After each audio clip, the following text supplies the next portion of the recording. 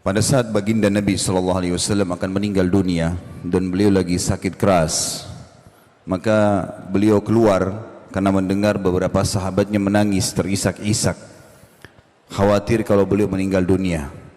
Maka beliau pun keluar, kemudian naik di atas mimbar semampu beliau. Setelah memuji Allah Subhanahu wa taala dan bersalawat untuk diri beliau sallallahu alaihi wasallam, maka beliau mengatakan, wahai sekalian manusia, fa inna mau'iduna haud. Wahai sekalian manusia, maknanya jangan kalian bersedih, karena pertemuan kita yang sebenarnya yang akan abadi itu bermula dari haudku nanti. Haud itu telaga beliau. Nabi SAW diberikan telaga oleh Allah dua, di mahsyar nanti namanya haud, dan nanti di surga namanya kautsar, yang ada surah Al-Kautsar. Kata Nabi SAW, haudku nanti di mahsyar itu seluas pandangan mata. Dalam riwayat dikatakan antara Madinah sama Hajar, atau kurang lebih 1000 km perjalanan, dipenuhi dengan canteng-canteng seperti jumlah bintang di langit. Siapa yang minum darinya tidak akan pernah haus selamanya. Riwayat ini menggambarkan kepada kita bagaimana Nabi SAW memberikan kesadaran kepada para sahabatnya, jangan kalian sedih. Bagi teman-teman yang merasa sedih karena meninggal orang tuanya, meninggal kerabatnya, kehilangan sesuatu yang sifatnya duniawi ini, bagi seorang muslim itu adalah hal yang kecil. Kalau kerabat kita meninggal atau orang yang kita cintai, teman-teman sekalian, dia tidak hilang. Dia hanya mendahului kita menuju ke akhirat sana. Seorang muslim sangat yakin rukun iman dia yang kelima adalah iman kepada hari kiamat. Urutannya adalah meninggal, proses dicabutnya ruh, kemudian dimasukkan ke alam barzah di kuburan, kemudian pembangkitan di hari kiamat mahsyar, ditimbangnya amal baik amal buruk, lalu kemudian surga dan neraka. Dan kita sudah dapat rinciannya. Kita sekarang di duka bumi ini setiap saat ada buku, sudah terjemahan bahasa Indonesia cukup banyak berhubungan dengan masalah surga. Apa saja berhubungan dengan surga itu, dari tanahnya, dayang-dayangnya, istanahnya, makanannya, minumannya, semua terinci. Kita sudah punya bocorannya. Dan neraka dengan siksa yang paling rendah sampai yang paling berat pun itu juga sudah diceritakan semuanya, sudah ada gambarannya. Maka seorang muslim sangat faham ada akhirat. Berarti orang-orang yang sedang kita cintai meninggal dunia itu, mereka sebenarnya tidak hilang, tapi mereka hanya mendahului kita saja. Saya pernah menghadapi ada ponakan saya di kota Makassar sini, umur 19 tahun, meninggal dunia, subhanallah. Sore hari, dia aman-aman saja, lagi ngantar kakak saya kebetulan, kakak kandung saya sendiri, ibunya, itu diantar pergi ke tempat kursus adiknya, kemudian rupanya dia pulang, dia sholat maghrib di rumah, lalu kemudian temannya telepon, minta dijemput di bandara Makassar.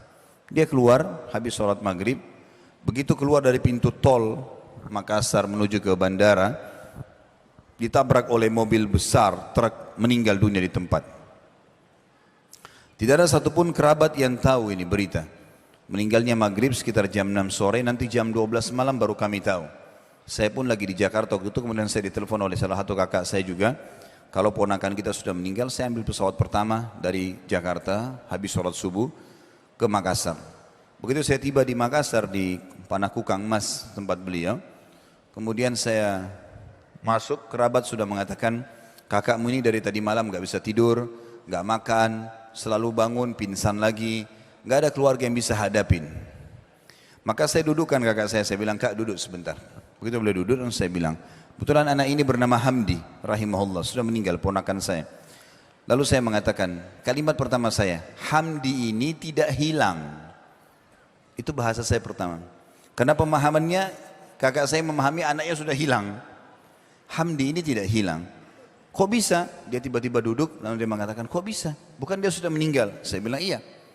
Sebagai seorang muslim, kita yakin dia tidak ada di depan mata kita sekarang, walaupun sudah dikubur, tapi kita sangat yakin akan bertemu di akhirat. Tidak mungkin tidak. Orang-orang yang meninggal terlebih dulu, seperti ibu kami sudah meninggal, ada paman kami namanya Fulan, saya sebutin nama paman kita si Fulan, nama tante kita si Fulan, meninggal dunia semuanya. Toh juga mereka sudah menuju ke akhirat, dan kita sedang menuju ke sana. Saya sama kakak pun ini sama-sama, asal tiketnya sama, iman dan amal soleh nggak ada masalah. Maka akan ketemu di sana, dan itu kita yakin sekali. Sebagaimana dunia ini ada kehidupan akhirat di sana. terbaik kita kerjakan sini, kita akan panen di sana. Faman ya'mal mithqala dzarratin khairan yarah. Siapa yang buat seperti biji sawi dari kebaikan, yarahu, dia pasti akan diperlihatkan atau melihatnya. Wa man ya'mal mithqala dzarratin syarran yarah. Kalau diberhentikan bacanya yarah, tapi kalau dibaca langsung yarahu. Siapa yang berbuat seperti biji sawi dari keburukan, pasti dia akan temukan dan dilihat atau diperlihatkan kepadanya. Alhamdulillah setelah itu beliau jadi faham masalah ini. Juga teman-teman, itu bagi orang yang kehilangan kerabat. Kalau ada kehilangan benda, materi, seseorang kalau yakin adanya kehidupan akhirat, jadi ringan buat dia. Karena dia berpikir, oh orang ini sekarang ambil benda saya tagih dia nggak mau kasih. Saya akan ambil di akhirat. Tidak ada sesuatu yang luput. Seorang muslim akan sangat tenang. Karena dia yakin ada hadis Nabi SAW, maka apakah kalian tahu siapa orang yang bangkrut?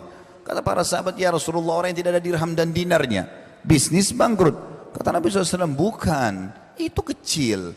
Yang bangkrut sebenarnya adalah yang datang pada hari kiamat, membawa lengkap pahala solat, pahala puasa, pahala zakat. Tapi ya dia datang dari satu sisi pernah mencaci maki orang ini, pernah memukul orang itu, pernah mengambil haknya orang yang ini. Lalu mereka datang menuntut pada hari kiamat. Dan pada saat itu diberikanlah pahala-pahala dia kepada orang-orang yang menuntut ini. Kalau habis pahalanya, sudah dibayar-bayarin utang dia, gitu kan, kesalahan-kesalahan dia selama dunia tidak sempat dia minta maaf, maka akan diganti, akan diberikan dosa-dosa orang-orang yang menuntut dibebankan kepada dia. Maka dilemparlah dia ke neraka sejauh timur dan barat.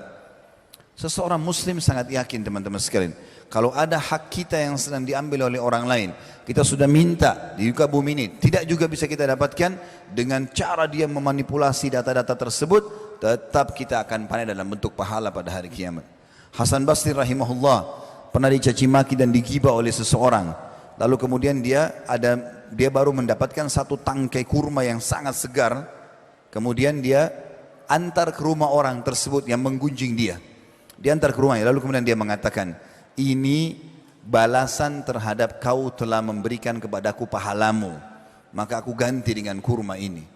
Seorang mukmin tahu betul tentang ada kehidupan akhirat dan membuat dia tentram. Benda apapun luput tidak ada masalah. Terlebih lagi kalau kita fahami lebih jauh lagi, kalau ada sesuatu yang kita harapkan dan belum kita dapatkan, berarti belum rezeki kita. Hasan Basri berkata rahimahullah tentang masalah, kenapa anda bisa zuhud di dunia? Bagaimana bisa anda ini selalu akhirat targetnya?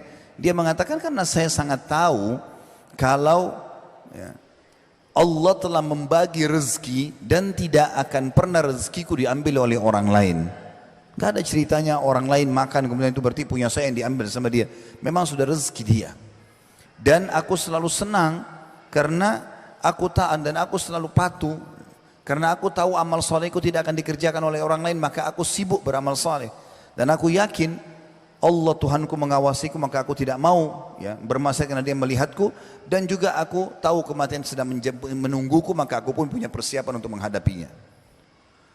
Nabi SAW juga mengingatkan kepada kita teman-teman, melalui dunia ini selain kita mengejar prestasi terbaik, boleh silakan cari rezeki halal, pasangan yang baik, keturunan yang banyak, coba kejar, tapi halal konsepnya. Juga kalau kita punya masalah-masalah sebelum menuju kepada kematian, selesaikan semuanya. Nabi SAW waktu sakit keras setelah turun dari mimbar tadi, dalam lanjutan riwayat beliau kemudian memegang tongkatnya sambil berkata kepada para sahabat, siapa yang pernah aku sakiti, maka ini tongkatku, silakan pukul badanku. Siapa yang merasa hartanya pernah aku ambil, ini hartaku, ambillah sesuka kalian. Apa maksudnya? Nabi SAW mengajarkan kepada kita, jangan kau tinggalkan dunia sementara kau punya musuh-musuh. Karena ada hisab hari kiamat, selalu ada hubungan dengan akhirat. Karena ini ada akhirat, hati-hati, ada di sana, ya, di mana kita akan dihisab. Kata Ali bin Abi Thalib radhiyallahu anhu, dunia telah pergi. Tiap hari kita berjalan ini, hidup lagi besok pagi, sudah makin berkurang umur kita. Dan akhirat sedang datang. Dan dua-duanya punya anak-anak. Maka jadilah diri kalian anak-anak akhirat. Ingatlah, di dunia amal tanpa hisab, tapi di akhirat hisab tanpa amal. Jadi selalu dihubungkan dengan masalah akhirat. Ingat, yang kau kerjakan sini akan kau tanggung jawabkan di sana nanti. Juga bagi teman-teman yang pernah putus asa dalam beramal, merasa dirinya, oh saya pernah buat dosa, maka saya merasa tidak mungkin Allah maafkan saya. Ini keliru. Rahmat Allah luas. Dalam sebuah hadis sahih riwayat Bukhari dikatakan, nanti akan didatangkan orang pada hari kiamat, dihisab oleh Allah Subhanahu wa taala. Maka pada saat dipanggil namanya si fulan, majulah, maka dia menuju ke arsy-Nya Allah. akan dihisap oleh Allah SWT. Maka mata semua menuju ke orang tersebut. Lalu Allah menutupinya dengan cahaya. Di dalam hadis dikatakan. Lalu tidak kelihatanlah dia oleh orang-orang yang lain. Lalu Allah bertanya kepadanya, hai fulan, bukankah kau telah bermaksiat kepada aku di waktu ini? Dia mengatakan iya. Bukankah kau telah begini dan begitu? Dia mengatakan iya. Dia akui semuanya. Lalu dikatakan, apa yang kau harapkan dariku? Kata Allah kepada hambanya. Lalu hambanya mengatakan, aku berharap pada saat kau berdosa engkau memaafkan dan engkau menutupi aibku itu. Maka kata Allah SWT, ketahuilah aku telah memaafkan semua dosa-dosamu dan aku telah terima semua amal salihmu. Pergilah, ambil bukumu dengan tangan kananmu. Maka Allah SWT rahmatnya luas sekali. Dalam sebuah hadis sahih dikatakan, Allah Subhanahu, kata Nabi SAW, Allah menciptakan 100 rahmat, kasih sayang. Satu diturunkan di muka bumi ini, diantaranya adalah hewan-hewan yang mengangkat kakinya supaya anaknya tidak keinjak, gitu kan? Atau kasih sayang ibu kepada anaknya. Dan Allah masih menyimpannya 99 rahmat pada akhirat nanti. Ada lagi dihubungkan dengan masalah akhirat. Rahmat Allah luas sekali. Orang yang malas bekerja, motivasinya besar sekali dalam Islam. Kata Nabi SAW, di muka bumi ini tanam untuk akhirat. Beliau mengatakan, kalau seandainya di tangan kalian ada bibit tanaman dan kalian tahu besok kiamat, tetap tancapkan untuk mengejar, nanti akan ada nilainya di akhirat. Abdullah bin Umar radhiyallahu anhu pada saat rambutnya sudah putih semua, alisnya putih, jenggotnya putih semuanya, sudah sangat tua, hampir 100 tahun umurnya. Kemudian dia pegang bibit pohon kurma. Pohon kurma mirip dengan pohon kelapa kalau kita, lama baru berbuah, gitu kan, kalau masih kecil. Maka dia pun menancapkan, murid-muridnya lihat, lalu mereka bertanya, wahai Abdullah bin Umar, bagaimana kami memahami perilaku anda ini? Anda bukan menanam pohon yang sudah besar, tinggal panen. Ini pohon masih kecil, anda sudah tua. Mungkin anda tidak bisa menikmati. Maka jawaban dia sangat luar biasa. Dia mengatakan, kalau tidak saya nikmati, maka akan dinikmati oleh generasi yang datang setelahku. Artinya akan jadi pahala buat aku ini. Enggak ada masalah. Jadi kalau motivasi seseorang akhirat, dunia ini akan dia lalui dengan sangat mudah, ringan bagi dia. Karena dia tahu di sana ada hisapnya. Dia akan terima semua amal yang dia kerjakan. Bahkan baginda Nabi SAW mengingatkan kepada kita, ketahuilah seseorang dari kalian lebih dekat dengan surganya daripada tali sendalnya sendiri. Dan seseorang di antara kalian lebih dekat dengan nerakanya daripada tali sendalnya sendiri. Gara-gara ada seorang sahabat meninggal dunia di perang Khaybar, kemudian dia baru masuk Islam, baru syahadat. Ya, lalu kemudian terbunuh. Kata Nabi SAW, siapa yang mau lihat penghuni surga yang belum pernah sujud sekalipun, ini orangnya. Baru syahadat lalu terbunuh, gitu kan? Lalu beliau mengatakan, ketahuilah surga lebih dekat kepada kalian daripada tali sendal kalian sendiri. Azan, sholat, makan, minum, pergaulan yang halal. Udah, istiqomah saja, nikmati yang halal, tinggalkan yang haram. Meninggal masuk surga. Buat masalah, gunjing orang, ghibah, ngambil haknya orang lain, ambil haknya ahli waris, ribut, bohong, dusta, menipu, segala macam, mati masuk neraka. Begitu mudahnya orang masuk ke surga dan masuk ke dalam neraka. Dan itu pasti terjadi. Kita harus sadar teman-teman sekalian, kita akan melalui seperti yang dikatakan Hasan Basri, hai anak Adam, kamu sebenarnya di muka bumi ini seperti bilangan, angka. Kalau bertambah satu hari, begitu kau buka matamu di pagi hari, maka berkurang bilanganmu satu. Kita sedang menuju ke sana. Maka harus kita hisab diri kita sendiri masing-masing. Ya, kita sedang menuju ke akhirat sana. Kita dengarkan bagaimana Nabi SAW mewasiatkan kepada kita tentang masalah perumpamaan bumi ini atau dunia ini. Kebanyakan orang sibuk mengejar tanpa mengenal mana halal, mana haram. Padahal sebenarnya teman-teman, kalau kita melihat dunia ini kecil sekali. Ya. Kalau kita lagi naik pesawat, mobil-mobil yang mewah pun yang biasanya kita bangga-bangga di sebelahnya, kalau sudah di atas pesawat kelihatannya seperti gentong-gentong kecil, gitu kan. Mungkin orang punya berlian sebesar bola basket pun, kalau orang mungkin kecil seperti cincin saya sudah sangat mahal. Kalau seperti bola basket sangat besar, tapi kalau orang naik di atas pesawat melihatnya maka tidak kelihatan lagi. Tanah yang diperebutkan kepada ahli atau dengan ahli waris sampai tumpahkan darah, itu juga kalau kita di atas pesawat kita lihat sangat kecil, nggak ada nilainya.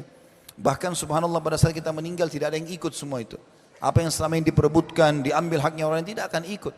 Kata Nabi SAW, kalau anak Adam meninggal dunia akan ikut kepadanya tiga di kuburannya. Amalnya, ya, kemudian hartanya dan keluarganya akan pulang dua. Keluarganya akan pulang. Walaupun cinta seorang suami pada istri, istri pada suami, orang tua pada anak, tidak akan nginap sehari di kuburan itu. Akan pulang, meninggalkan kita nanti. Hartanya walaupun mewah mobilnya akan parkir di pagar kuburan, habis itu dibawa pulang jadi warisan. Yang tinggal bersama kita amal. Lihat bagaimana Islam datang memotivasi, ada akhirat, kejar di sana. Dunia tetap cari yang terbaik, tapi yang halal nikmati sebatas memang yang dibolehkan oleh Allah. Setelah itu kita menuju kepada akhirat. Jadi bukan masalah target di sini, karena kalau sudah target, yang jadikan target maka kita lupa ada akhirat, maka kita akan sikut sana, sikut sini, haknya orang lain diambil tanpa peduli mana halal, mana haram. Ada orang dari pagi bangun tidur sampai tidur lagi, itu kerjanya cuma cari musuh, cari haknya orang lain, tidak pernah berpikir untuk diri dia sendiri, karena tidak ada fikiran masalah adanya akhirat ini.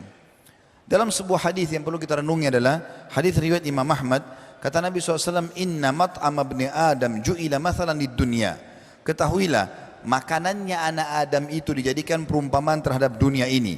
Wa in kazzahahu wa mallahahu. Walaupun makanan itu sudah dibumbuhi, sudah ditaruh garam, sudah terasa enak, fandur ila ma yasir. Lihat nanti jadi apa itu. Tetap akan jadi kotoran. Maka Nabi SAW memberikan perumpamaan, itulah dunia, seperti itu. Walaupun kita hiasi, kita bagusin segala macam, toh akan ditinggalkan. Toh akan hancur hari kiamat.